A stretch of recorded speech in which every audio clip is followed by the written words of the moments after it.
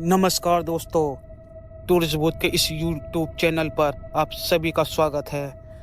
मैं हूं सुनील कुमार और आप सुन रहे हैं हॉरर कहानी, वो भी मेरी जुबानी। आज आपके लिए मैं खौफनाक, डर, सस्पेंस से भरी कहानी लेकर आया हूं, वो भी एक स्कूल ट्रिप के बारे में। कहानी बहुत ही डरावनी है, इसलिए आप लोग वीडियो को अंत तक जरूर देखें। तो चलिए दोस्तों, बिना समय बर्बाद किए कहानी शुरू करते हैं। हमारे स्कूल की एक यात्रा की योजना बनाई गई थी। हमारी कक्षा को एक ऐतिहासिक किले पर रात बितानी थी। हम सब बहुत खुश थे, परंतु मुझे नहीं पता था कि ये यात्रा मेरी जिंदगी की सबसे भयानक रात साबित होगी। हम शाम के समय बस में सवार हुए। हमारी मैडम मिसिस शर्मा ने हमें बताया कि किला बहुत ही पुराना है और इसके अंदर कई राज छुपे हुए हैं। उस समय हमें ये एक मजाक ही लगा। रास्ते में हम दोस्तों ने खूब मौज मस्ती की, गाने चलाए, हंसी मजाक किया और खाने के पैकेट को ख़त्म कर दिया क्योंकि बहुत भूख लगी थी हमें। किला एक पहाड़ी पर स्थित था और वहां पहुंचते पहुंचते अंधेरा हो चुका था। किले के वातावरण बहुत ही भयानक था। चारों ओर घना कोहरा और सन्नाटा छाया हुआ था। हमने किले के अंदर ठहरने की व्यवस्था की। जैसे ही हम किले के अंदर प्रवेश किए, एक अजीब सा सन्नाटा और ठंड महसूस हुई। हमें ठहराने की जगह किले के पुराने कमरे थे। कमरे बहुत ही बड़े और ऊंचे थे, परंतु उसमें एक अजीब सी बदबू फैली हुई थी। हम सब ने अपनी नाक बंद कर ली। हम सब ने अपना सामान रखा और थोड़ा आराम करने लगे। तभी हमारे समूह का सबसे शरारती लड़का रोहित बोला, चलो किले में घूमकर आते हैं, सुना है यहाँ भूत भी रहता है। हम सब हंस पड़े। उसकी बात हम सब ने मान ली और हमारे मैडम ने हमें अकेले बाहर जाने से मना कर दिया था। लेकिन रोमांच की तलाश में हम चुपके से बाहर निकल पड़े। किले के गलियारों में हमें अजीब सी आवाज सुनाई दे रही थी। शायद हवा में एक डरावना सन्नाटा था और हमारे कदम की आवाज ही गूंज रही थी। फिर हम किले के एक पुराने कमरे में पहुंचे। कमरे के अंदर एक बड़ी सी पुरानी तस्वीर टंगी हुई थी, जिसमें एक महिला दिख रही थी। उसकी आंखें बहुत ही भयानक थी, जैसे वो हमें घूर रही हो सालों से। तभी अचानक कमरे की लाइट बंद हो गई। हम सब चीख पड़े। रोहित ने हमें चुप कराया और बोला कि शायद ये बिजली की समस्या है। हमने अपने मोबाइल फोन की टॉर्च जलाकर रास्ता ढूंढने की कोशिश की, लेकिन अचानक हम सब एक बड़ी सी दरवाजे के सामने पहुंचे। दरवाजा खुला हुआ था और उसके अंदर बहुत ही ज़्यादा अंधेरा था। रोहित ने दरवाजे के अंदर जाने की ठानी। हमने उसे मना किया, रोका, लेकिन वो नहीं माना। हम सब डरते हुए उसके पीछे पीछे गए। जैसे ही हम अंदर गए, दरवाज़ा अपने आप जोर से बंद हो गया। हम सब चौंक गए। कमरे के अंदर एक अजीब सी ठंडक थी। हम सब डर के मारे कांप रहे थे। तभी अचानक हमें एक बच्ची की हंसी सुनाई दी। हंसी इतनी भयानक थी कि हमारे रोंगटे खड़े हो गए। हमने इधर उधर देखा पर कोई दिखाई नहीं दिया। रोहित ने हिम्मत दिखाते हुए कहा, कोई नहीं है, ये सब हमारा भ्रम है, तुम घबराओ मत। लेकिन तभी हमें दरवाजे के पास एक सफ़ेद छाया दिखाई दी। छाया धीरे धीरे हमारी तरफ बढ़ने लगी। हम सब डर के मारे एक कोने में सिमट गए। साया पास आता गया और उसकी आकृति स्पष्ट होने लगी। वो एक बच्चा था, परंतु आंखें लाल थी और उसके चेहरे पर एक भयानक मुस्कान थी। हम सब चीख पड़े और दरवाज़ा खोलने की कोशिश करने लगे, पर दरवाज़ा जाम हो चुका था। बच्चे का साया हमारे पास आ चुका था उसने धीरे से कहा, यहाँ से भाग नहीं सकते, ये किला अब तुम्हारा घर है। हम सब ने अपने अपने फ़ोन निकाले और मदद मांगने की कोशिश करने लगे, लेकिन किसी का भी फ़ोन काम नहीं कर रहा था। हम सब फंस चुके थे। तभी अचानक रोहित जोर से चीखा और हम बेहोश हो गए। उसके शरीर पर खून की लकीरें थी, जैसे किसी ने उसे खिरोचा हो। हमारे पास कोई विकल्प नहीं बचा था। हमने मिलकर दरवाज़ा तोड़ने की कोशिश की। काफ़ी मकसद के बाद दरवाज़ा खुला और हम बाहर भाग निकले। हम भागते भागते सीधे अपनी मैडम के पास पहुँचे और मैडम को पूरी घटना बताई। मैडम ने हमें तुरंत बस में बैठाया और हमें वहाँ से लौटने के लिए बोला। रास्ते में रोहित होश में आया और बोला, वो बच्चा मुझे मारना चाहता था। उसने कहा कि उसकी जगह मैं लेने आया हूँ। रोहित की हालत बहुत ख़राब हो चुकी थी। हम सीधे अस्पताल चले गए, जहां डॉक्टर ने बताया कि रोहित के शरीर पर कोई चोट नहीं है, परंतु उसकी मानसिक स्थिति बहुत ख़राब हो चुकी थी। उस रात की घटना ने हमें जीवन भर के लिए डरा दिया। आज भी जब मैं उस किले के बारे में सोचता हूँ तो मेरे रोंगटे खड़े हो जाते हैं। हम में से कोई भी उस घटना को नहीं भुला पाया। वो रात हमारी ज़िंदगी की सबसे डरावनी रात थी, जो हमेशा हमेशा के लिए हमारे दिल में बस गई। उस रात के बाद हम सबके जीवन में एक बड़ा बदलाव आया। रोहित का इलाज बहुत ही लंबा चला। डॉक्टरों ने बताया कि उसके मन में किसी गहरी भयानक भावना ने घर कर लिया था। वो बार बार उसी बच्चे का नाम लेकर चिल्लाता था। उसकी लाल आंखें और भयानक मुस्कान उसने देखी थी। हम सबके माता पिता बहुत चिंतित थे। उन्होंने स्कूल प्रशासन से इस घटना की पूरी रिपोर्ट मांगी। स्कूल ने भी अपनी तरफ से पूरी जांच करवाई। कुछ पुरानी कहानियों के अनुसार किले में एक बच्चे की मौत हुई थी, जो वहां के राजा का बेटा था। कहा जाता है कि उसकी आत्मा आज भी किले में भटकती है। कई साल बीत गए, लेकिन हम सब उस घटना को भूल नहीं पाए। रोहित का मानसिक संतुलन धीरे धीरे ठीक हो रहा था, लेकिन फिर कभी पहले जैसा नहीं हो पाया। हमारे बाकी दोस्त के साथ भी अजीब घटनाएं घटने लगी। कुछ लोग रात को बुरे सपने देखने लगे, तो कुछ ने अचानक डरावनी आवाज़ें सुनने की शिकायत की। मेरा मन भी अजीब सा हो गया था। मुझे रातों को नींद नहीं आती थी। आंखें बंद करते ही मुझे वो लाल आंखें वाला बच्चा दिखाई देने लगता था। मैंने अपने माता पिता को ये बात बताई। उन्होंने मुझे एक मनोवैज्ञानिक डॉक्टर के पास ले जाने का निर्णय लिया, पर वहाँ मुझे पता चला कि उस डरावनी रात की घटना का मेरे मानसिक स्वास्थ्य पर गहरा असर हुआ है। मनोवैज्ञानिक ने मुझे सुझाव दिया कि मैं अपने डर पर काबू करूं। उसने मुझे एक डायरी दी और कहा कि मैं अपने सभी डर और भावनाओं को उसमें लिखूं। मैंने उसके कहने अनुसार काम करना शुरू कर दिया।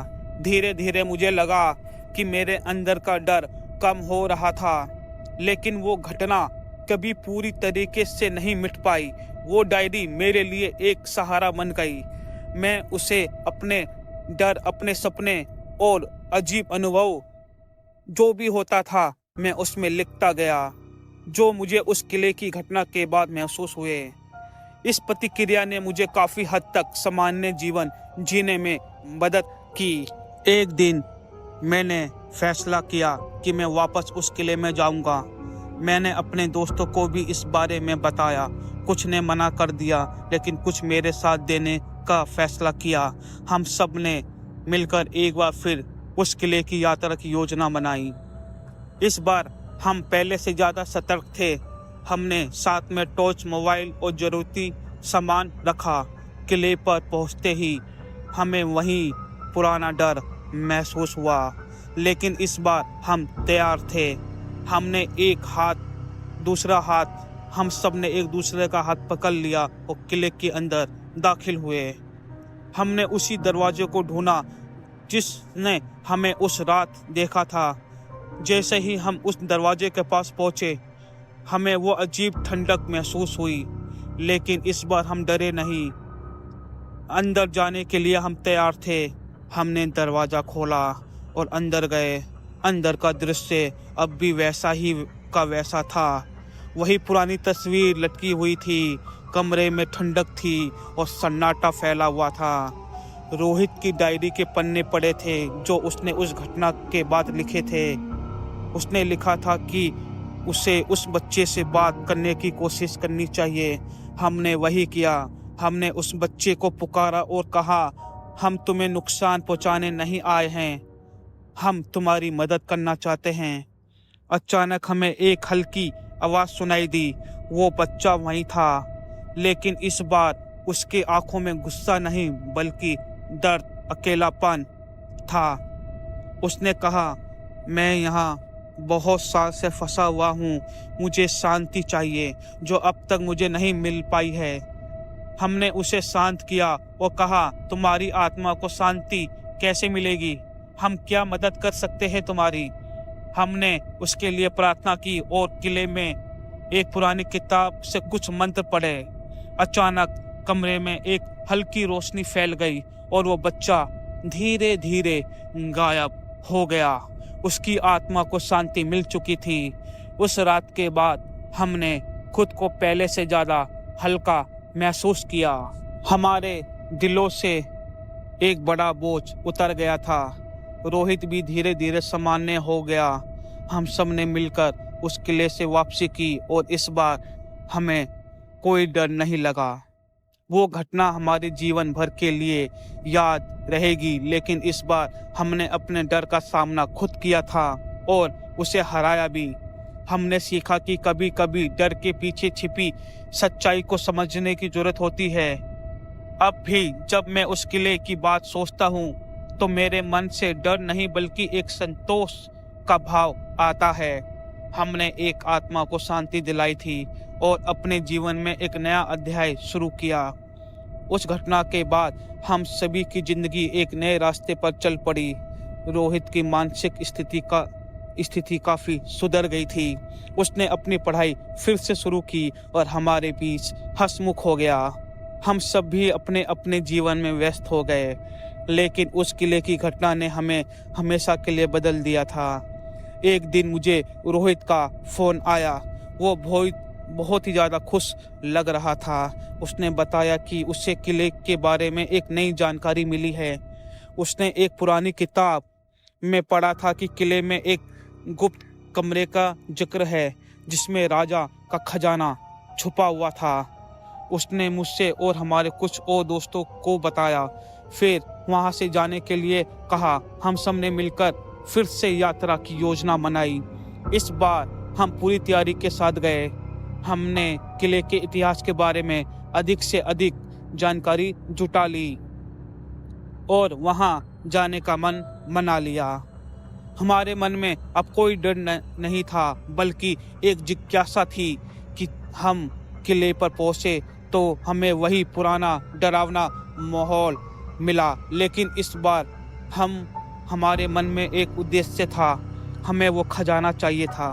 हमने उस गुप्त कमरे की खोज शुरू की। काफ़ी देर इधर उधर घूमने के बाद हमें एक पुरानी दीवार पर एक अजीब सी निशानी देखी। रोहित ने कहा कि ये वही जगह हो सकती है। हमने दीवार को अच्छे से देखा और वहाँ एक छिपा हुआ दरवाज़ा पाया। दरवाज़ा बहुत पुराना था, उस पर बहुत सारे जंग लगे हुए थे।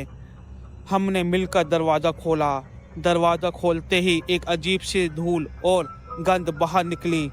अंदर का दृश्य बहुत ही डरावना और रहस्यमयी था। अंदर जाते ही हमें बहुत सारे पुराने बक्से और सामान दिखे। वो कुछ प्राचीन मूर्ति, तलवार और आभूषण हमें मिले। रोहित ने कहा कि यही वो खजाना है जिसके बारे में किताब में जिक्र था। हम सब ने मिलकर उस खजाने को बाहर निकाला और उसे देखकर बहुत खुश हुए, लेकिन तभी हमें फिर से वही बच्चे की हंसी सुनाई दी। हम सब चौंक गए। इस बार वो बच्चा हमारे सामने नहीं आया, लेकिन उसकी उपस्थिति हमें महसूस हो रही थी। हम सब ने जल्दी से खजाना उठाया और बाहर निकलने की कोशिश की, लेकिन दरवाजा अपने आप फिर से बंद हो गया। हमें लगा कि बच्चे की आत्मा अब भी शांति नहीं मिल पाई है। लगता है वो बच्चा अब भी यहीं फंसा हुआ है।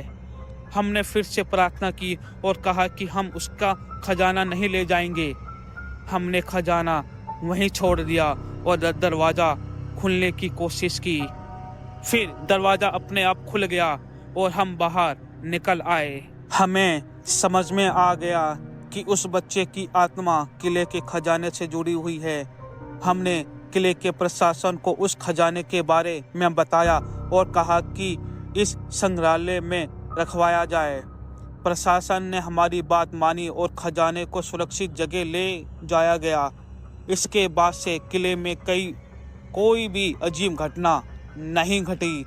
वो रात हमारे जीवन की एक महत्वपूर्ण रात थी। हमने सीखा कि कभी कभी रहस्यों को जानने के लिए डर का सामना करना जरूरी होता है। अब भी जब हम उस किले के बारे में सोचते हैं तो हमारे मन में एक संतोष का भाव होता है कि हमने एक आत्मा को शांति दिलाई। क्या आत्मा को सच में शांति मिल गई थी? ये एक रहस्य को उजागर करने वाली बात थी। कुछ समय के बाद हमारी जिंदगी अब सामान्य हो गई थी, लेकिन उस घटना ने हमें हमेशा के लिए एकजुट कर दिया। अब हम जब भी मिलते तो उसी रात की कहानी एक बार फिर से दोहराई जाती और हम सभी इस बात पर गर्व महसूस करते कि हमने अपने डर का सामना खुद किया और उसे हराया भी है। किले की उस भयानक रात के बाद हमारी ज़िंदगी में जो शांति आई थी वो बहुत सुखद थी, लेकिन ये शांति ज़्यादा टाइम तक नहीं टिक पाई। एक दिन मुझे अनजाने नंबर से फ़ोन आया। दूसरी तरफ से एक अजीब सी आवाज़ में बोला, तुमने हमारे किले के खजाना को छुपाया है, हमें खजाना वापस चाहिए, वापस कर दो वरना तुम सबको मौत के घाट उतार दिया जाएगा। उस आवाज़ ने मेरे दिल में फिर से वही पुराना डर भर दिया। मैंने सोचा कि ये कोई मजाक कर रहा होगा मेरे साथ या फिर मेरे दोस्त ही होंगे, लेकिन उस आवाज़ की इतनी वास्तविकता थी कि मुझे बेचैन कर गई। मैंने तुरंत रोहित और बाकी सारे दोस्तों को फ़ोन किया और उनसे इस बारे में बात की। सबके मन में एक बार फिर वही डर जग गया। हमने फैसला किया कि हमें एक बार फिर से उस किले पर जाना चाहिए। इस रहस्य का समाधान वहीं मिलेगा। इस बार हमने अपने साथ कुछ विशेषज्ञों को भी ले जाने का फैसला किया। हमने कुछ पुरातत्व और शोधकर्ताओं से संपर्क किया और उन्हें पूरी घटना बताई। वो हमारे साथ जाने के लिए तैयार हो गए। हम सब ने मिलकर एक टीम बनाई और फिर से किले की यात्रा की। इस बार हम दिन में ही वहीं पहुंचे, रात को नहीं गए। लेकिन किले का वातावरण अब भी उतना भयानक ही लग रहा था, वो भी दिन में, लेकिन दिन की रोशनी में थोड़ा कम डरावना लग रहा था। हमने पुरातत्व वालों से मिलकर किले के हर कोने की जांच शुरू की। कुछ घंटों की खोजबीन के बाद हमें किले में एक पुराने कमरे में कुछ अजीब सी चीज़ें मिली। वहाँ पर कुछ पुराने ताबीज़ और किताबें और एक बड़ा सा शीशा रखा हुआ था। पुरातत्व ने बताया कि यह शीशा बहुत ही प्राचीन था और इसमें कुछ रहस्यमय शक्ति हो सकती है। उन्होंने हमें चेतावनी दी कि हमें इसे छूना नहीं चाहिए, लेकिन रोहित ने शीशे को जाकर छू लिया। जैसे ही उसने शीशे में देखा अपना चेहरा, उसका रंग उड़ गया। उसने देखा कि शीशे में वही लाल आंखें वाला बच्चा उसे अब भी घूर रहा था। रोहित झटके से पीछे हट गया और बोला, ये तो वही बच्चा है जिसे हमने शांति दिलाई थी। सब चौंक गए और शीशे को ध्यान से देखने लगे। शीशे में हम सभी ने वही बच्चे को देखा। वो धीरे धीरे हमारे पास आ रहा था। ऐसा लग रहा था जैसे वो बच्चा शीशे से बाहर निकल कर हमारे सामने प्रकट हो जाएगा। हम सब डर के मारे एक कोने में सिमट गए। पुरातत्व ने कहा कि हमें शीशे को तुरंत किले से बाहर ले जाना चाहिए और उसे सुरक्षित तरीके से नष्ट करना चाहिए। हमने मिलकर शीशे को उठाया और किले से बाहर ले आए। बाहर आने पर पुरातत्व के एक विशेष विधि से शीशे को नष्ट कर दिया। जैसे ही शीशा टूटा, हमें एक जोर की चीख सुनाई दी और फिर सब कुछ शांत हो गया। हमें लगा कि अब उस बच्चे की आत्मा को शांति मिल चुकी है। उस घटना के बाद हमें कोई भी डरावनी घटना नहीं घटी। किले का वातावरण भी बदल गया। अब वहाँ कोई भूतिया अनुभव नहीं होता। प्रशासन ने वहाँ एक संग्रहालय बनाया और किले को घूमने लायक बना डाला। अब सब लोग वहाँ किले में घूमने के लिए जाते हैं। हमारी जिंदगी फिर से सामान्य हो गई। रोहित भी पूरी तरीके से ठीक हो गया था और उसने अपनी पढ़ाई पूरी की। हम सब ने एक दूसरे का साथ कभी नहीं छोड़ा। उस किले की घटना ने हमें हमेशा के लिए एकजुट कर दिया। अब भी जब भी कभी उस किले की यात्रा करते हैं तो हमारे मन में एक संतोष का भाव होता है। हमने एक आत्मा को शांति दिलाई और इस रहस्य को सुलझाया। ये अनुभव हमारे जीवन का सबसे बड़ा और महत्वपूर्ण अनुभव था, जिसने हमें सिखाया कि कभी कभी खुद ही डर का सामना करना चाहिए। सबसे बड़ा साहस होता है डर का सामना करना। आज की ये कहानी थी कुछ दोस्तों की जो स्कूल की ट्रिप में एक किले में गए थे और वहाँ उन्हें बहुत ही भयानक अनुभव का सामना करना पड़ा। अगर आपको ये कहानी अच्छी लगी है तो इस वीडियो को लाइक, कमेंट और शेयर जरूर करना और अपने दोस्तों के साथ भी इन्हें देखना रात के समय। तो दोस्तों, मिलते हैं अगली वीडियो में। तब तक टाटा, बाय बाय, सायोनारा। डर जरूरी है और सुनते रहिए टूरिस्ट भूत के सभी वीडियो।